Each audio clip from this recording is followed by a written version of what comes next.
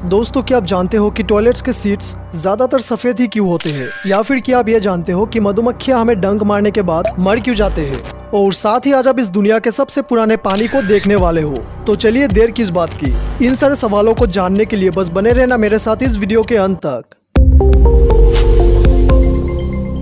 Number 10। दोस्तों, ऐसे जगहों को तो आपने जरूर देखा होगा जहाँ पे पुराने या फिर टूटे फूटे गाड़ियों को रखा जाता है, जिसे गैराज या ग्रेवयार्ड भी कहा जाता है, राइट? पर जरा आप इसे देखिए, यह है पूरी दुनिया का सबसे बड़ा प्लेन बोनयार्ड, जिसे 309 aerospace maintenance and regeneration group यानी कि AMARG कहा जाता है, जो एरिजोना के रेगिस्तान में मौजूद है। और यहाँ पे पूरे विश्व का सबसे बड़ा मिलिट्री एयरक्राफ्ट का कलेक्शन है। ये बोनयार्ड पूरे 2600 एकड़ यानी कि करीब 10.5 स्क्वायर किलोमीटर में फैला हुआ है। इस बोनयार्ड में करीब 3000 से भी ज्यादा एयरक्राफ्ट मौजूद है। वैसे यहाँ पे मौजूद ज्यादातर एयरक्राफ्ट यूजलेस पड़ा है, पर कुछ एयरक्राफ्ट ऐसे भी है जिसे रिपेयर करके उसे अलग अलग कैटेगरी के डिफेंस के पास भेज दिया जाता है। और उन एयरक्राफ्ट को रिपेयर करने के लिए यहाँ पे करीब 800 से भी ज्यादा मैकेनिक्स और इंजीनियर्स काम करते हैं। सिर्फ इतना ही नहीं, अगर किसी भी एरोप्लेन को कोई भी पार्ट्स की जरूरत हो तो उस पार्ट को यहाँ से मंगवाया जा सकता है।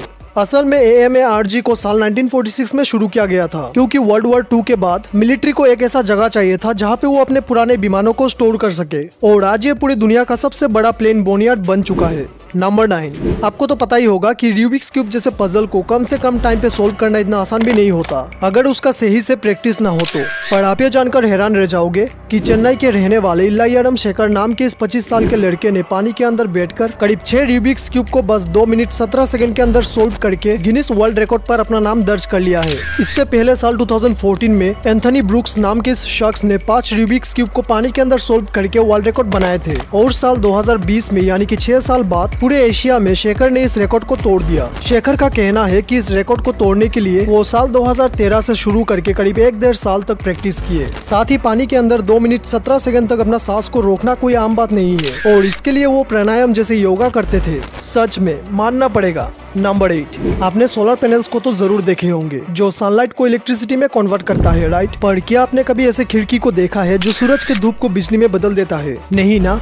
यह है थर्मोक्रोमिक विंडो, जो US के NREL यानी कि नेचुरल रिन्यूएबल एनर्जी लेबोरेटरी के साइंटिस्टों के द्वारा निकाला गया है, और इसे सोलर विंडो भी कहा जाता है। अब ये काम कैसा करता है ये भी जान लीजिए। जैसे जैसे सूरज के धूप से ये ग्लास गर्म होता जाएगा, वैसे वैसे ये ग्लास ट्रांसपेरेंट से रेडिश ब्राउन कलर में बदल जाएगा, क्योंकि इस ग्लास में पेरोक्साइड्स जैसे धातु को इंस्टॉल किया गया है, और इसी धातु के चलते ही इलेक्ट्रिसिटी पैदा होता है। और जब सूरज का धूप इस ग्लास पर पड़ना बंद हो जाता है, तब ये ग्लास बस 7 सेकंड के अंदर ही फिर से ट्रांसपेरेंट हो जाता है। ऐसे सोलर विंडो जैसे टेक्नोलॉजी को गाड़ी, बिल्डिंग जैसे चीजों में भी लगाया जा सकता है, जहाँ पे ग्लास का उपयोग किया जाता हो। नंबर 7। पूरे विश्व का सबसे मशहूर स्पोर्ट्स बाइक डुकाटी का नाम तो सुना ही होगा, पर जरा अब इस कंपनी के इवोल्यूशन को देखिए। डुकाटी क्यूक्योलो डुकाटी का ये सबसे पहला मॉडल था, जिसे साल 1950 पे लॉन्च किया गया था। ये बाइक करीब 48 सीसी का था, और इसका वजन था सिर्फ 44 किलोग्राम। इस बाइक की अगर टॉप स्पीड की बात करें तो वो करीब 40 माइल पर आवर यानी कि करीब 57 किलोमीटर पर आवर था, और इस बाइक का माइलेज करीब 1.2 लीटर पर 100 किलोमीटर था। उसके बाद साल 1952 में डुकाटी क्रूजर लॉन्च हुआ। उसके बाद साल 1956 में डुकाटी सिल्यूरो। ऐसे करते करते आप आज का लेटेस्ट डुकाटी को देखिए। ये है डुकाटी डियावेल। ये बाइक करीब 1262 सीसी का है, और अगर टॉप स्पीड की बात करें तो वो करीब 270 किलोमीटर पर आवर इसका टॉप स्पीड है।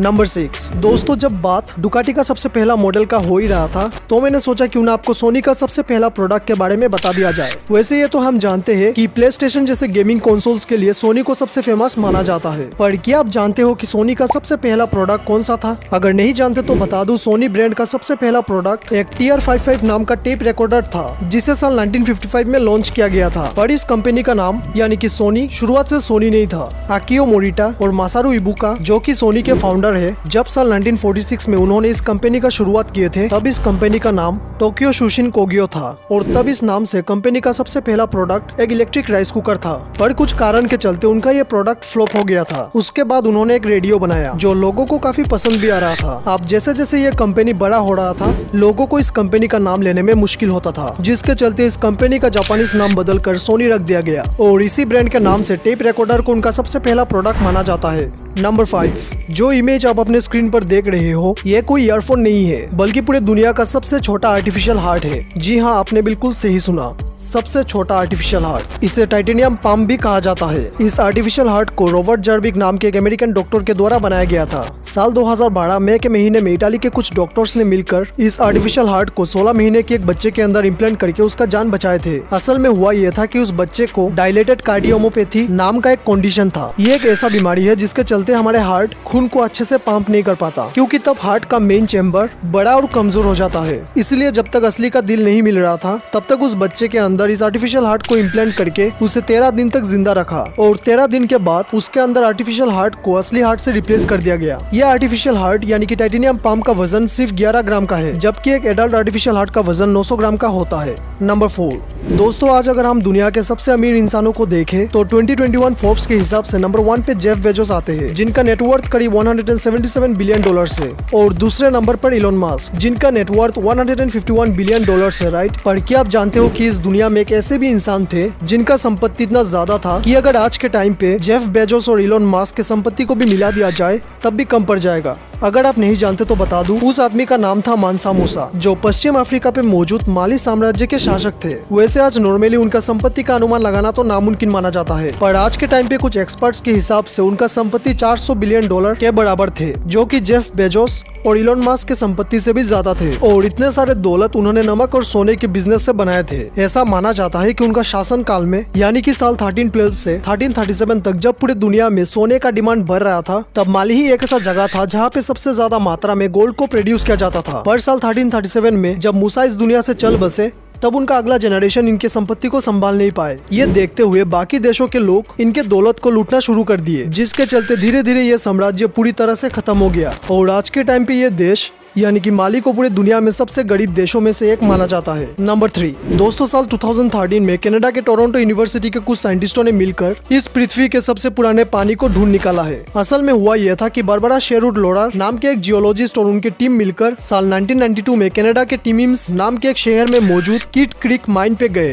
ताकि वो लोग उस माइन के अंदर मौजूद पानी को निकाल सके। और 17 साल बाद यानी कि साल 2009 पे उन्हें और उनके टीम को वो पानी मिल जाता है। आप कनाडा के टोरंटो यूनिवर्सिटी के साइंटिस्टों ने जब इस पानी को टेस्ट किए, तब उन्हें पता चला कि ये लिक्विड यानी कि ये पानी करीब 1.6 बिलियन यानी कि करीब 160 करोड़ साल पुराना है। शेरुड और उनके टीम को ये सैंपल माइन के अंदर करीब 2.4 किलोमीटर गहराई पे मिला है। इस पानी को समुद्र के पानी से भी 10 गुना ज्यादा खड़ा माना जाता है। और ये खोज मंगल ग्रह के लिए भी बहुत ही ज्यादा इम्पोर्टेंट है, क्योंकि साइंटिस्ट और रिसर्चर्स का मानना है कि इस कैनेडियन शील्ड में जो माइंस मौजूद है, वही माइंस मंगल ग्रह के सतह से मिलता जुलता है। और इसीलिए साइंटिस्ट मानते हैं कि अगर पृथ्वी के नीचे से पानी मिल सकता है तो मार्स पे भी ऐसा कुछ हो सकता है। नंबर 2 दोस्तों, क्या आप जानते हो कि मधुमक्खियां हमें डंक मारने के बाद मर क्यों जाते हैं? अगर नहीं जानते तो बता दूं, ये जो इमेज आप देख रहे हो, ये एक मधुमक्खी के डंक का माइक्रोस्कोपिक इमेज है। जरा इसे गौर से देखिए, कैसे उनके डंक नोकीले कांटे की तरह होता है। और यही वो वजह है कि जब मधुमक्खियां हमें डंक मारने के बाद उड़ जाता है, तब सिर्फ उनका डंक ही नहीं बल्कि इसके साथ उनका डाइजेस्टिव सिस्टम,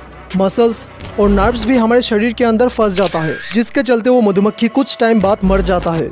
नंबर 1 अब आते हैं इस वीडियो के आखिरी सवाल की ओर। क्या आप जानते हो कि टॉयलेट्स के सीट्स ज्यादातर सफेद ही क्यों होते हैं? अब यार देखो, इसके कई सारे रीजंस भी है, जैसे कि सबसे पहले ज्यादातर सफेद रंग के टॉयलेट्स को पोर्सिलेन यानी कि चीनी मिट्टी या फिर चीन मिट्टी जो भी आप कहते हो उससे बनाया जाता है। आप क्योंकि चीनी मिट्टी सफेद कलर के ही होते हैं, जिसके लिए कोई दूसरा कलर मिलाना नहीं पड़ता, इसीलिए कलर किए हुए टॉयलेट से सफेद टॉयलेट सस्ता होता है। और अब चीनी मिट्टी का इस्तेमाल इसलिए किया जाता है क्योंकि जब इस मिट्टी को गर्म किया जाता है तब ये ग्लासी या शाइनी, वाटरप्रूफ या स्टेन प्रूफ बन जाता है। अब दूसरा रीजन ये है कि सफेद रंग में अगर कोई गंदा लगता है तो उसे आराम से दिखा जा सकता है और साफ किया जा सकता है। मतलब टॉयलेट्स की बात करें तो गंदा क्या है वो आप समझ गए होंगे। और तीसरा रीजन ये भी है कि सफेद कलर हमारे इमोशंस को भी इफेक्ट करता है, और इसलिए आपने देखे भी होंगे कि बाथरूम, हॉस्पिटल, मॉल्स जैसे जगहों पर भी सफेद कलर होते हैं।